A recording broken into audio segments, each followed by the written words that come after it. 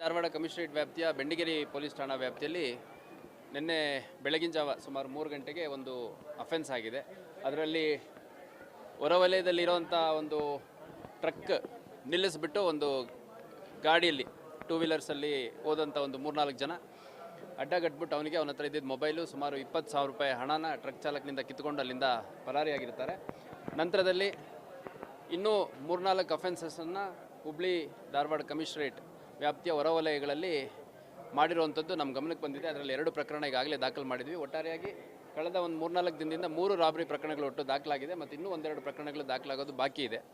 ಈ ಒಂದು ತಂಡ ಏನಿದೆ, ಈ ತಂಡದಲ್ಲಿ ನಮ್ಮ ವಿಚಾರಣೆಯಲ್ಲಿ ಕಂಡು ಬಂದಿರುವಂಥದ್ದು ಸುಮಾರು ಒಂದು 7-8 ಜನರ ತಂಡ ಇದೆ. ಅದರಲ್ಲಿ 3 ಜನರನ್ನು ನಮ್ಮವರು ಈಗಾಗಲೇ ವಶಕ್ಕೆ ತೊಗೊಂಡಿದ್ದಾರೆ. ಇವರು ನಮ್ಮ ಬೆಂಡಿಗೇರಿ ಪೊಲೀಸ್ ಠಾಣಾ ವ್ಯಾಪ್ತಿಯ ಆರೋಪಿಗಳೇ ಆಗಿದ್ದಾರೆ.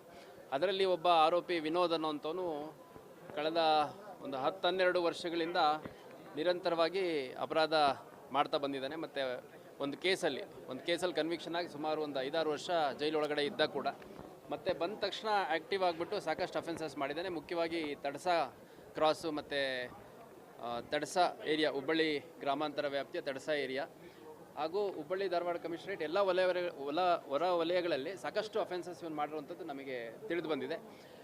ಇವತ್ತು ಸುಮಾರು 12-1 ಗಂಟೆ ಸಮಯದಲ್ಲಿ ಇನ್ನೂ ಇತರ ಆರೋಪಿಗಳು ಮತ್ತು ಕೃತ್ಯಕ್ಕೆ ಉಪಯೋಗಿಸಿದಂತಹ ಗಾಡಿ ಅವನ್ನೆಲ್ಲ ಒಂದು ಕಡೆ ಇಟ್ಟಿದ್ದೀನಿ ಅಂತಂದು ಹೇಳಿದಂಥ ಸಂದರ್ಭದಲ್ಲಿ ಅದು ಏರಿಯಾ ಯಾವುದು ಅಂತ ನೋಡ್ಕೊಂಬರ್ಲಿಕ್ಕೆ ಹೋದಾಗ ಏಕಾಏಕಿ ನಮ್ಮ ಅಧಿಕಾರಿ ಸಿಬ್ಬಂದಿಗಳನ್ನು ತಳ್ಳಿ ಓಡೋಗ್ಲಿಕ್ಕೆ ಮತ್ತು ಕಲ್ಲು ತೊಗೊಂಡು ಹೊಡಿಲಿಕ್ಕೆ ಪ್ರಯತ್ನ ಮಾಡಿದ್ದಾನೆ. ಆ ಸಂದರ್ಭದಲ್ಲಿ ನಮ್ಮ ಒಬ್ಬ ಸಿಬ್ಬಂದಿ ರಮೇಶ್ ಇತ್ತಲ್ಮನಿ ಅಂತ ಅವನಿಗೆ ಇಂಜುರಿ ಆಗಿದೆ ಮತ್ತು PSI ಜಯಶ್ರೀ ಚಲವಾದಿ ಅಂತ ಅವರಿಗೆ ಸ್ವಲ್ಪ ಇಂಜುರೀಸು ಆಗಿದೆ.